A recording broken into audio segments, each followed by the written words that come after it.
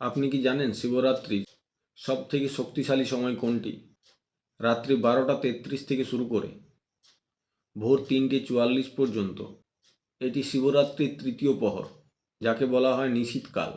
আপনার মনে কি এমন কোনো ইচ্ছা আছে যা অনেক দিন ধরে পূরণ হচ্ছে না? তবে এই ভিডিওটি আপনার জন্যে। মহাদেব প্রথমবার এই তৃতীয় প্রহরে অগ্নিলিঙ্গ রূপে প্রকট হয়েছিলেন।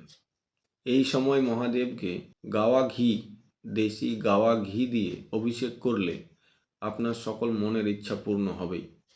শাস্ত্রে একে কামনা বা মনস্কামনা পূরণের প্রহর বলা হয়েছে। এই সময় ঘি দিয়ে শিবলিঙ্গে অভিষেক করলে এবং ভক্তি ভরে মহাদেবের কাছে প্রার্থনা করলে মহাদেব যে কোনো কঠিন ইচ্ছা আপনার পূরণ করবেন।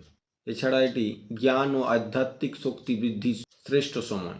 মনে রাখবেন, বিশ্বাসের জোরেই আপনার সব বাধা দূর হবে।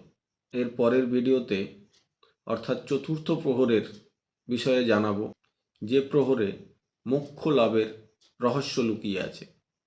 এই ভিডিওর কমেন্টে অবশ্যই হর হর মহাদেব লিখবেন আর বেশি বেশি করে শেয়ার করবেন।